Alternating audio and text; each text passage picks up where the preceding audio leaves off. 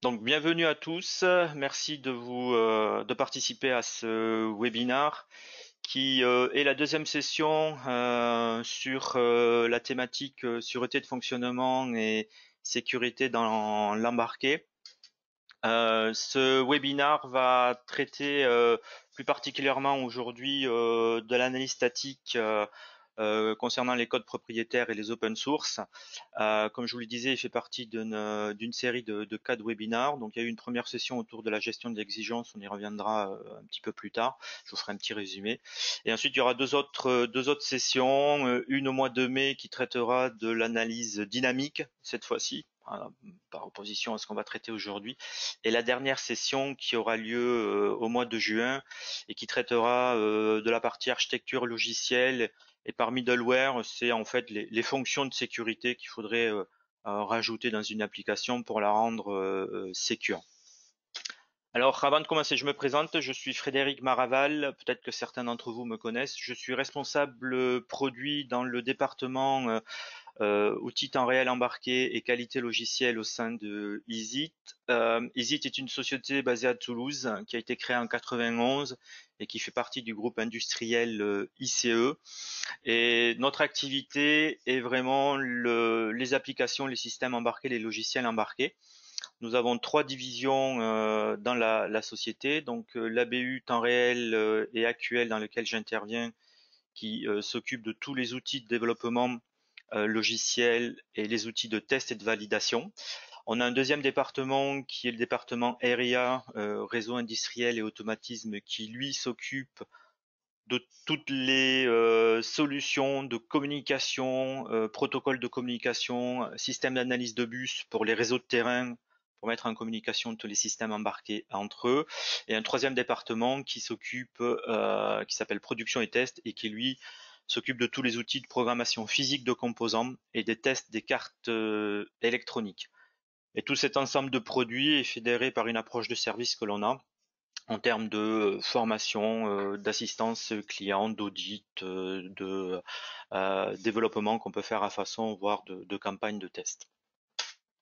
Alors comment va s'organiser ce webinaire aujourd'hui? Je vais faire un bref rappel, un petit résumé de ce qu'on a vu sur la première session. Ensuite, je repositionnerai pourquoi on parle d'analyse statique aujourd'hui et comment se positionne l'analyse statique dans le cycle de développement.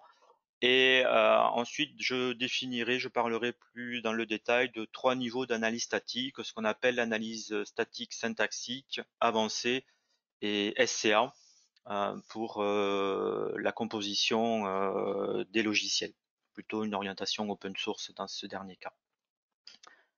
Alors, qu'est-ce qu'on a vu rapidement sur la première session? La première session a été une présentation et un parallèle entre la sûreté de fonctionnement et la cybersécurité. Puisqu'on voit que de plus en plus il y a une convergence entre ces deux domaines. Le dernier, la cybersécurité, pouvant impacter et entraîner des problématiques en sûreté de fonctionnement.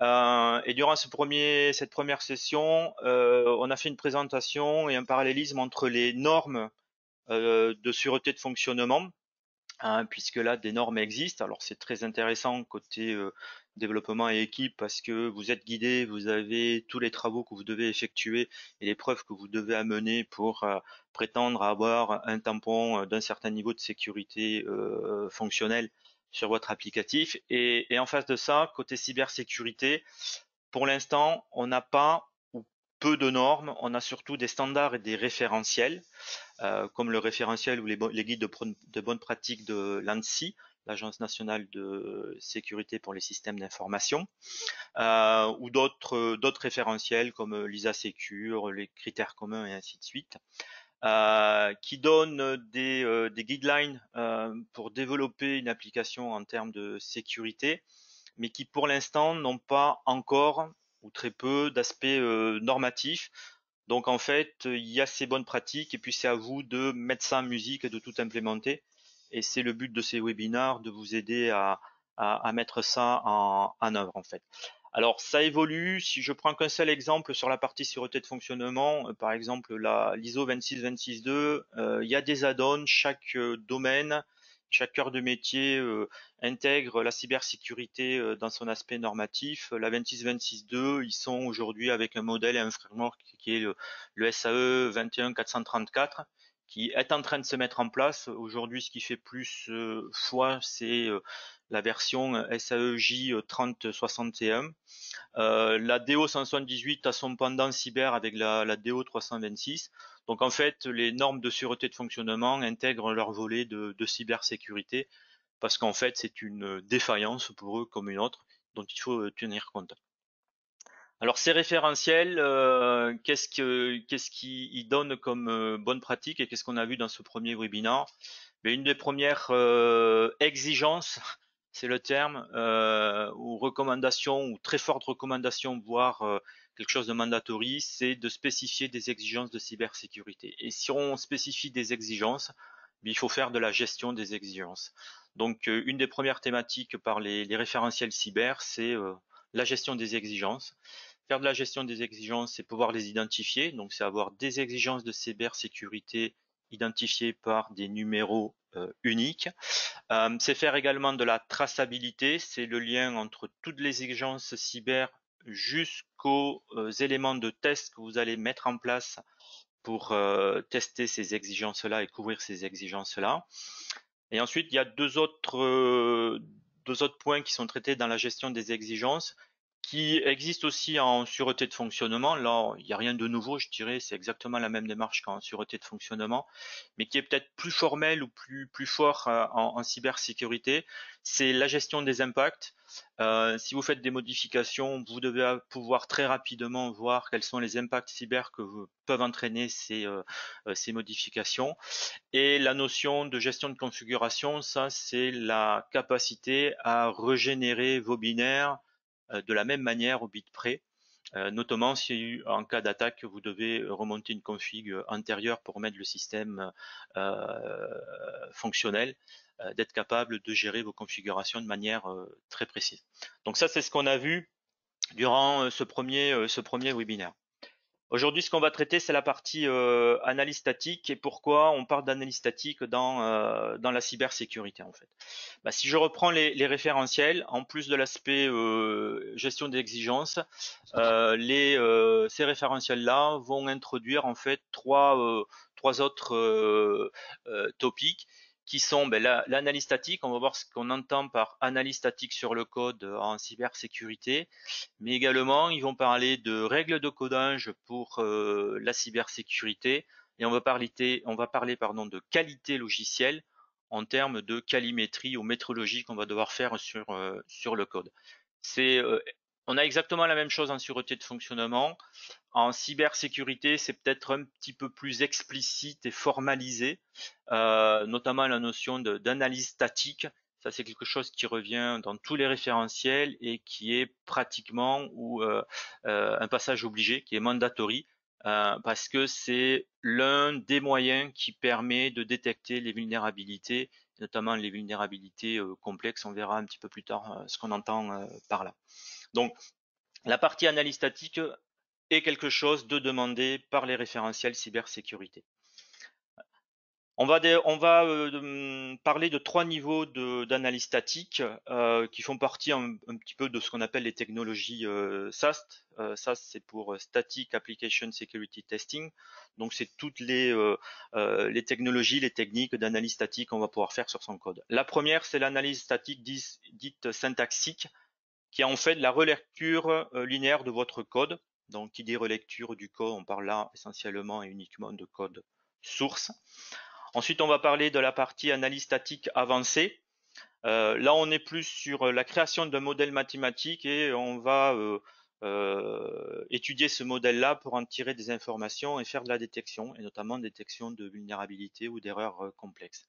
Et le troisième chose qu'on abordera durant ce webinaire, c'est ce qu'on a vu dans le sommaire, l'analyse SCA pour Software Composition Analysis. Donc l'analyse de la composition de vos codes.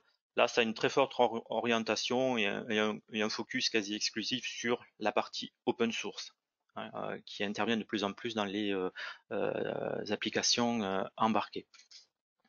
Alors, si je repositionne un petit peu l'analyse statique dans le cycle de développement, et notamment les fameux cycles DevOps.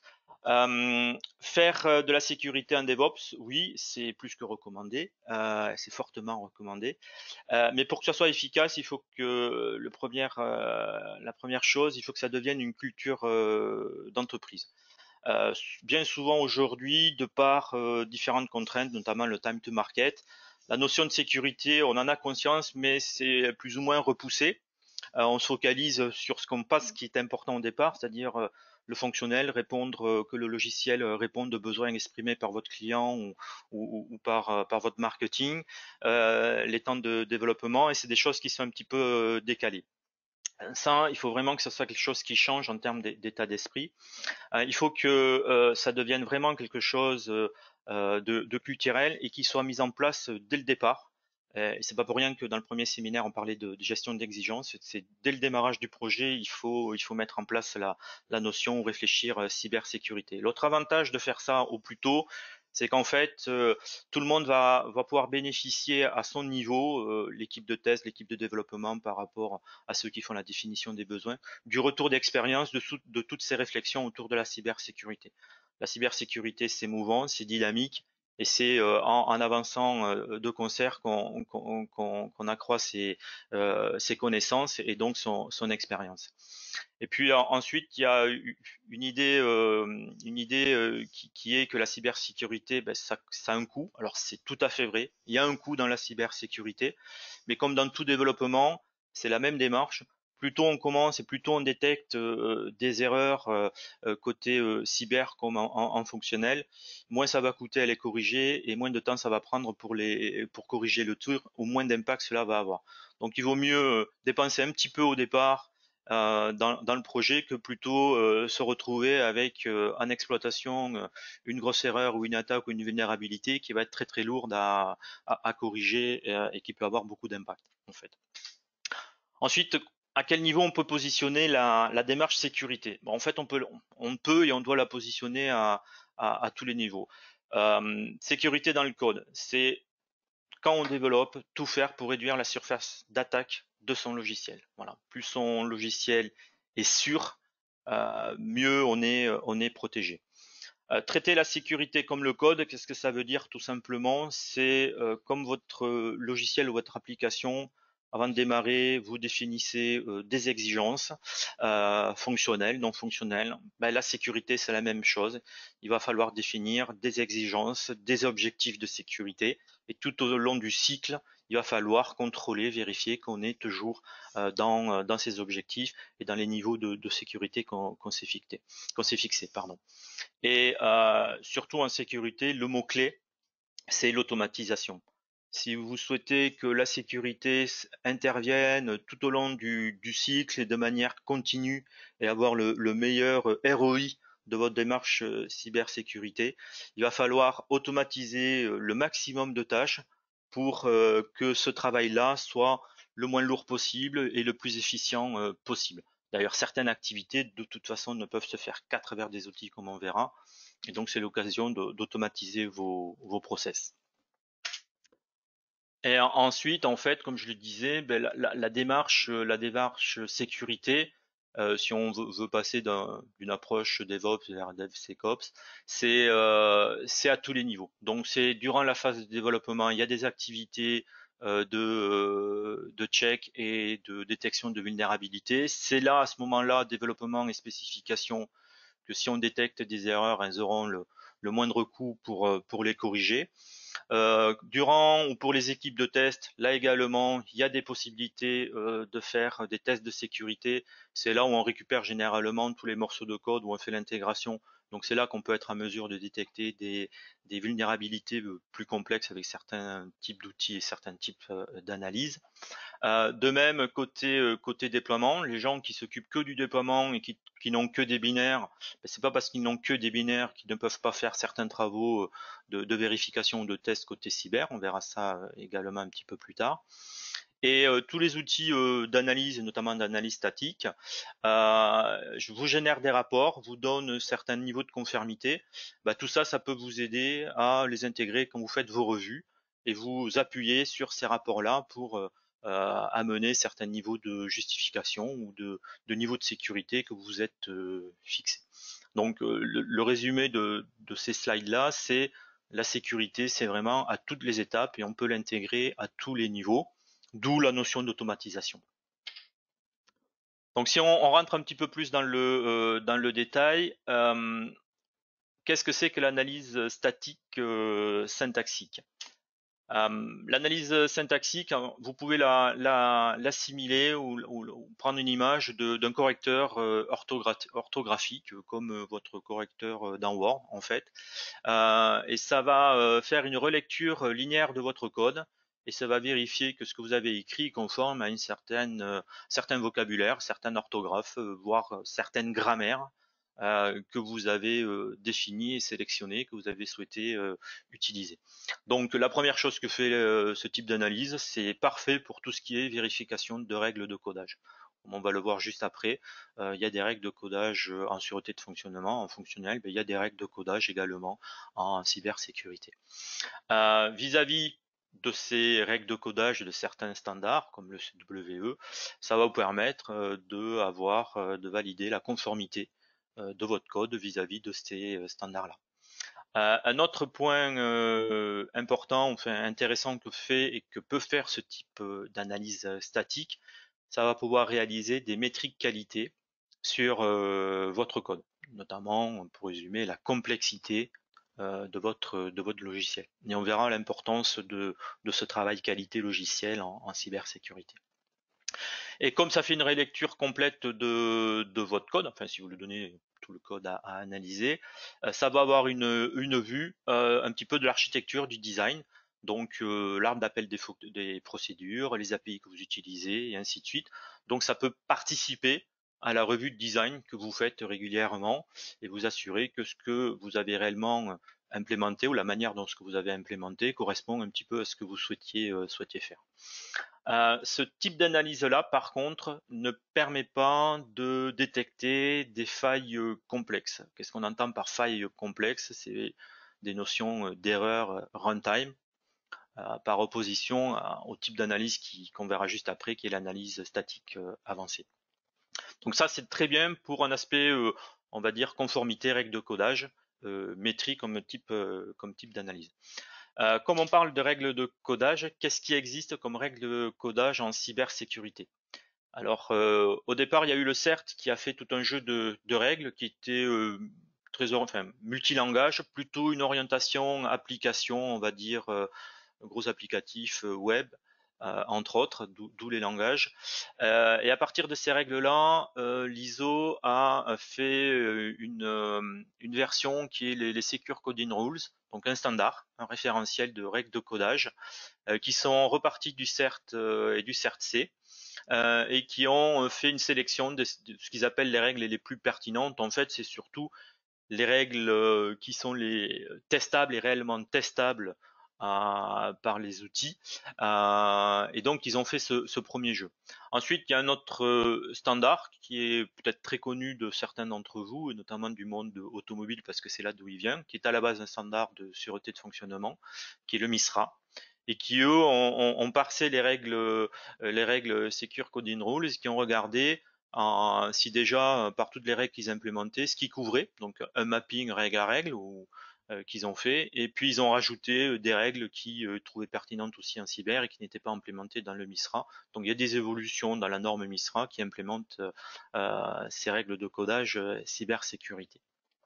Donc ça ne se veut pas exhaustif, mais c'est déjà les premiers types de règles de codage qu'il est souhaitable d'appliquer. En fait. Ensuite, il y a toute la partie calimétrie sur le code. Le but, c'est de limiter la complexité. Voilà. Là, pour faire ça, en fait, c'est tout simplement, il faut faire des métriques sur le code. Alors, faire des métriques sur le code, ça veut dire quoi? C'est par exemple mesurer la taille du code. ou la taille des fonctions, se limiter dans la taille par exemple de vos fonctions, se limiter dans l'imbrication de boucles ou dans le taux d'utilisation de fonctions ou dans la densité des chemins. Donc en fait, il y a plusieurs, je dirais, métriques et aspects mathématiques derrière ça. Il y a le fameux V2G, hein, la complexité cyclomatique. Et l'outil, lorsqu'il fait son analyse, est capable, ou la plupart des outils sont capables de vous faire ces différentes mesures et de vous donner le rapport sur les mesures qui sont faites sur votre code et de vous synthétiser ça en manière de critères de type testabilité, maintenabilité, clarté dans votre code. Alors pourquoi c'est très important en cybersécurité? Comme je l'ai dit au début, la cybersécurité se base et demande beaucoup d'analyse statique et notamment celle qu'on va voir, l'aspect analyse statique avancée. Et plus votre code est complexe, ça c'est une règle générale, je dirais pas qu'en cyber, plus le code est complexe, plus il est difficilement testable, voire ça peut devenir impossible à tester.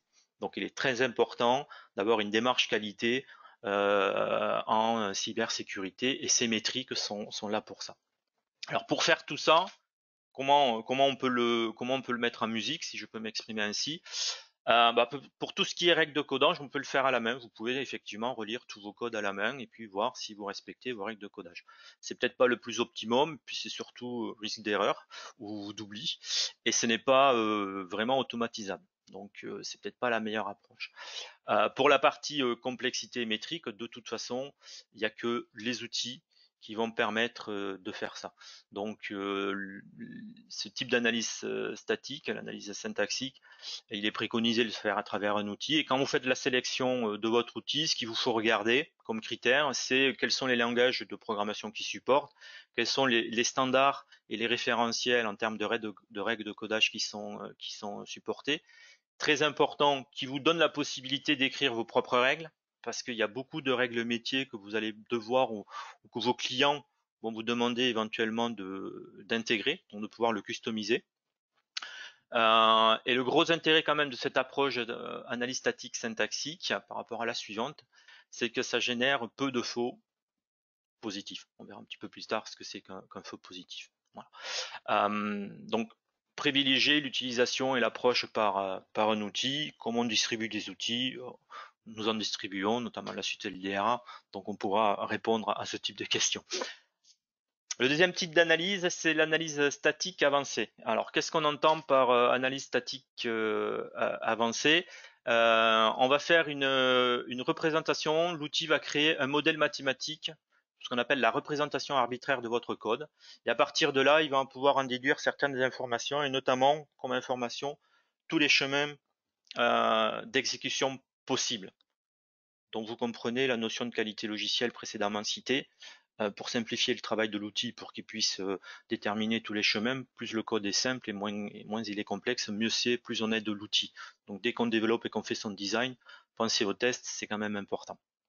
Et également, il va avoir une vue un petit peu du jeu des différentes variables, et donc à partir de là, il va pouvoir parser les chemins et détecter, faire des détections d'erreurs beaucoup plus complexes, comme par exemple des buffers overflow, des choses de ce type-là, ce qu'on appelle des erreurs runtime. On va voir ce que ce type d'outil est capable de détecter. Ce qui est très important, c'est pas du dynamique. On est toujours dans de l'analyse statique. On fait pas de simulation. Il n'y a pas d'exécution de votre code. C'est que de l'analyse statique de votre code. À travers cette analyse, notamment à travers les fichiers code source, quels sont les types d'erreurs qu'on va pouvoir détecter? Tout ce qui est buffer overrun, injection de commandes d'injection SQL, des divisions par zéro, des jardinages mémoire, et quelque chose d'important en cybersécurité, ce qu'on appelle les tainted data, c'est-à-dire la vérification de toutes les données extérieures que vous utilisez et qui viennent de l'extérieur et que vous utilisez dans votre logiciel, dans votre applicatif, comment elles sont propagées dans votre code et à quel moment on les utilise. Ça, c'est très important parce qu'une donnée qui arrive de l'extérieur, c'est un vecteur d'entrée, donc un vecteur d'attaque. Et c'est très important de connaître, d'avoir cette information-là. Bien sûr, de manière générale, on travaille essentiellement sur l'analyse du code source pour faire ce type d'analyse statique avancée en fait. Mais quid lorsqu'on a des librairies ou des objets sur lesquels on n'a pas les sources parce qu'on a sous-traité le développement, parce qu'on a récupéré ces librairies en téléchargement open source, alors pas open source, mais en codes qu'on a acheté. Qu'est-ce qu'on peut faire sur ce type de binaire en fait? Alors certains outils d'analyse statique sont capables de travailler sur les binaires. Et en termes de détection, on va détecter à peu près les mêmes choses, dans un degré un petit peu moindre quand même, mais on va pouvoir faire du buffer overrun, des choses comme ça, et donc avoir une vue sur les binaires et sur la qualité de vos binaires au sens sécurité, en fait. Alors quel est l'intérêt de faire ça? Bah, je parlais de codes ou de développement que vous avez sous-traité sur lequel par contrat vous ne récupérez que vos binaires de votre sous-traitant. Vous allez quand même pouvoir avoir une vue de ce qui a été fait en termes qualité et sécurité. Voilà. L'autre intérêt, le mode de fonctionnement d'un outil d'analyse statique avancée, c'est comme je disais, il parse les chemins. Il prend un chemin puis il explore pour voir si à un moment donné on arrive par exemple à une division par zéro. Si vous êtes capable de faire que du source et que votre code à un moment donné il fait l'appel à une librairie, donc il y a une API, ben, l'analyseur il s'arrête à l'appel de la fonction, enfin de cette API là, et il vous dit ok, dans ce chemin là que j'ai pris dans le source, j'ai pas détecté d'erreur. Mais rien ne vous dit que dans la librairie, par ce contexte là d'appel, cette API va pas arriver à un buffer overrun, une division par zéro. Ben, c'est ce qu'amène l'analyse, la capacité de faire de l'analyse sur le binaire, c'est que vous allez pouvoir effectivement étendre le développement du chemin dans la librairie, voir si dans ce contexte il y a un problème ou pas, et s'il y en a un, l'outil vous l'indiquera. Donc ça permet d'étendre la couverture d'analyse de vos propres sources, si vous êtes capable de faire de l'analyse sur les binaires qui sont associés. Alors comment peut-on réaliser ce type d'analyse en statique avancée? Ben là, il n'y a pas le choix. Comme on crée un modèle mathématique, il n'y a que les outils qui vont vous permettre de faire ça. Et en termes d'outils, en fait, sur ce graphique-là, j'ai résumé les deux types d'analyse. À gauche, l'analyse syntaxique, à droite, l'analyse avancée.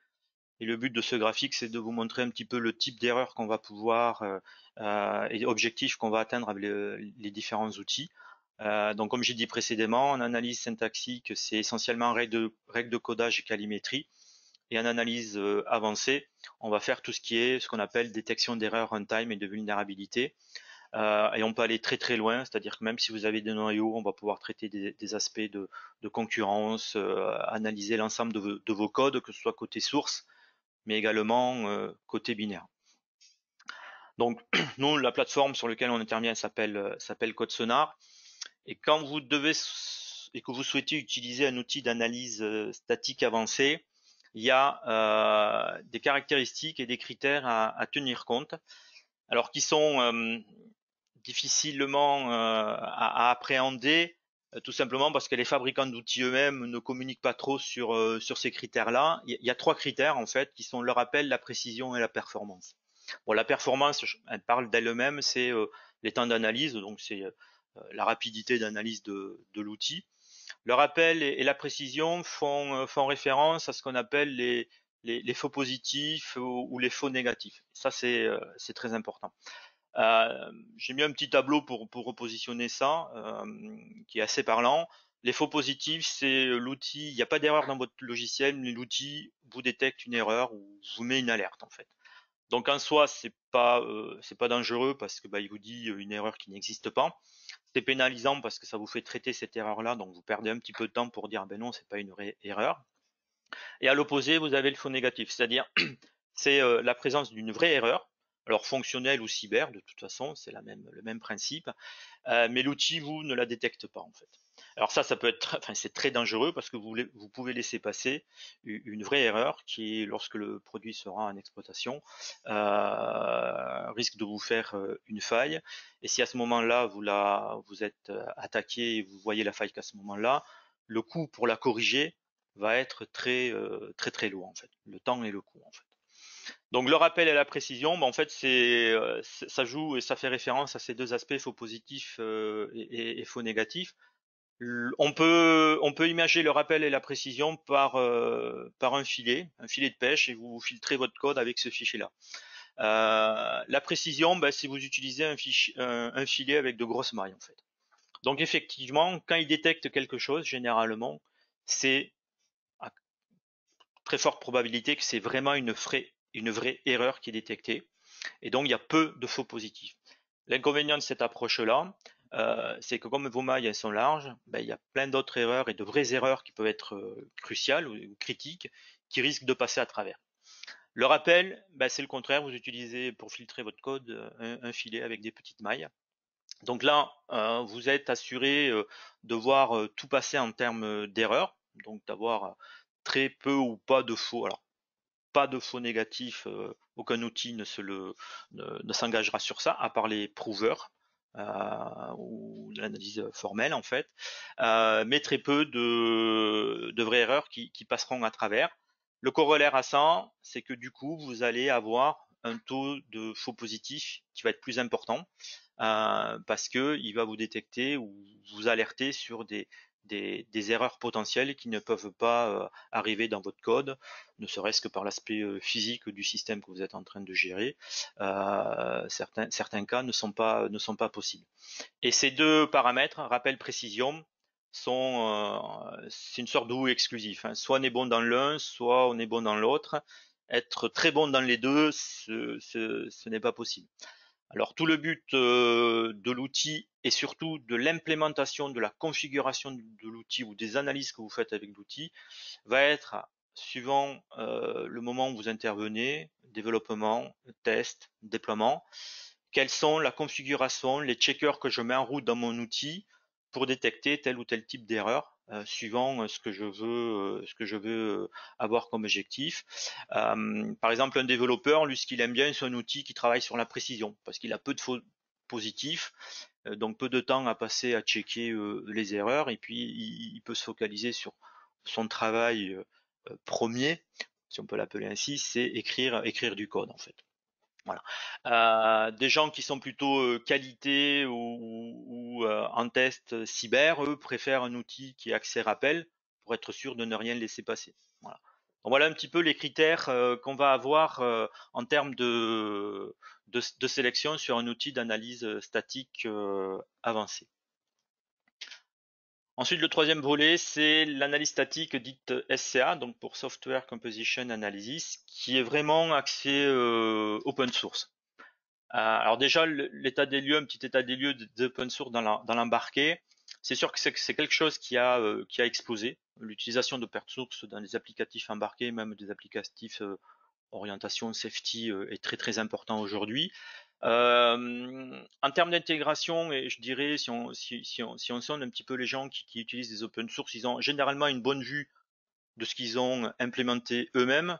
Là où c'est un petit peu plus vague, c'est les dépendances de leur open source. Voilà, si on prend un noyau Linux, il y a ce qu'on a dans le noyau, puis il y a éventuellement plein de librairies connexes qui ont été intégrées dans le noyau, qui sont d'autres open source, et avoir une vue complète de toutes les dépendances, ça c'est déjà beaucoup plus difficile, notamment quand on intègre pas mal d'open source. Ensuite, les vulnérabilités. Ça, c'est clair que les vulnérabilités qui sont détectées dans les open source, alors il y a beaucoup plus de gens qui font des tests dessus, ça, le taux explose. Donc ça devient critique. Et quand vous intégrez de l'open source, ben, c'est toujours à vous de vérifier qui avait la responsabilité justement des vulnérabilités ou des problèmes de la qualité des open source que vous intégrez. Et puis un autre aspect lié aux open source, c'est leur licensing. Voilà. Il y a des aspects de licence associés aux open source.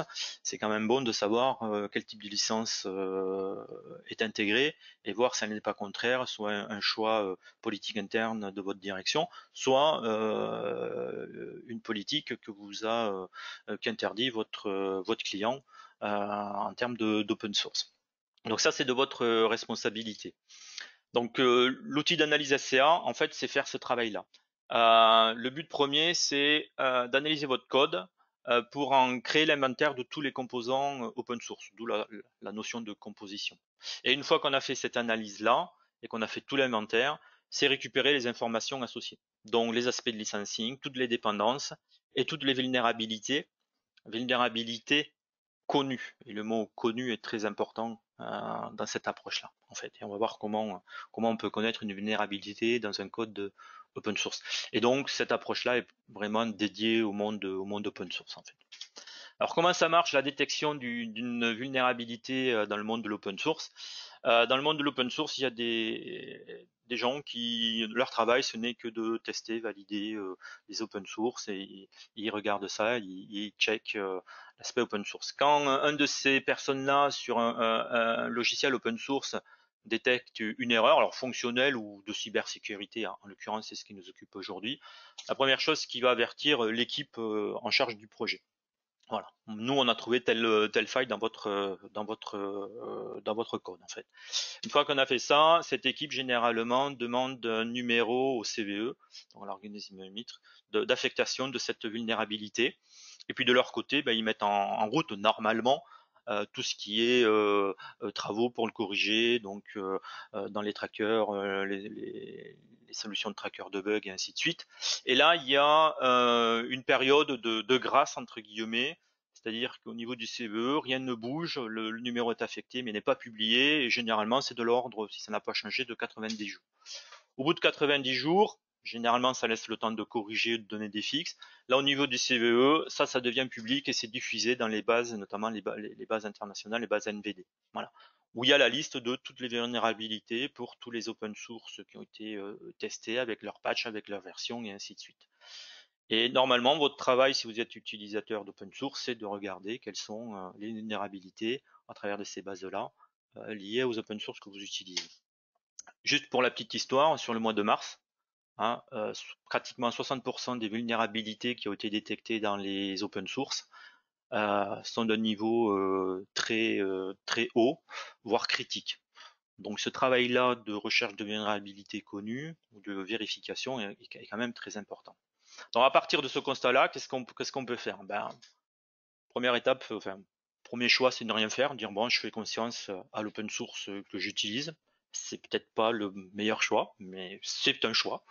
Après, il faut l'assumer. La deuxième chose, c'est faire toutes ces démarches de manière manuelle, hein, parce que aller checker toutes les bases MVD, les différentes choses pour les open source que vous avez, c'est possible. Maintenir l'inventaire de vos open source en vérifiant toutes les dépendances, c'est possible aussi, mais c'est peut-être pas le travail le plus facile à faire. Et encore une fois, le mot de tout à l'heure, le maître mot automatisation, avec ça on l'oublie un petit peu. Donc c'est peut-être pas le plus pertinent.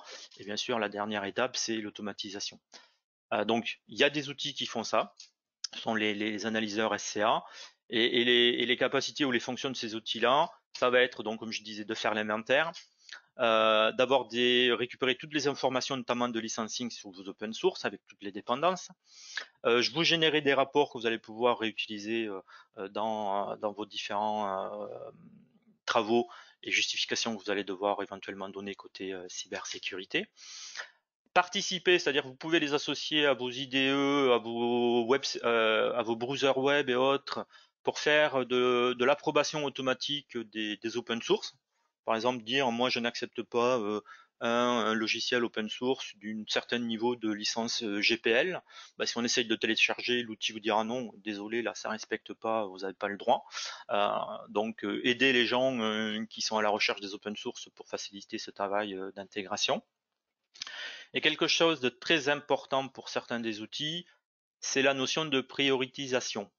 C'est grosso modo la notion un petit peu on va dire, de faux positif dans l'outil d'analyse statique avancée ou syntaxique. Qu'est-ce que ça veut dire? Ça, en fait, c'est que vous pouvez avoir des vulnérabilités dans un open source que vous utilisez, mais en fait, la manière dont vous avez implémenté, si je prends un noyau par exemple, ou une librairie quelconque, la manière dont vous l'utilisez, dont vous l'avez configuré, en fait, cette vulnérabilité, elle est présente, mais elle n'est pas active de par l'utilisation que vous en faites. Donc l'outil va vous dire, bah là, il y a telle vulnérabilité, mais vous n'êtes pas impacté. Ça, c'est très intéressant parce que ça va vous dégager du temps en disant, ben, je ne le traite pas en priorité. Je préfère traiter une vulnérabilité connue que là, qu'implémente en fait mon code et qu'il me faut corriger. Donc cette notion de prioritisation est vraiment très intéressante. Quand les outils peuvent le faire, c'est quand même un plus. Et ensuite, bah, c'est faire du monitoring en continu. Voilà. Ce qui est vrai aujourd'hui, c'est pas vrai demain. C'est pas parce qu'aujourd'hui l'open source que vous avez, il n'y a pas de vulnérabilité connue. Bah, ça veut dire que peut-être On l'a pas encore détecté, mais ça ne veut pas dire qu'il n'y en a pas. Donc en fait, tout ce travail, il faut le faire de manière continue, d'où l'automatisation. Voilà.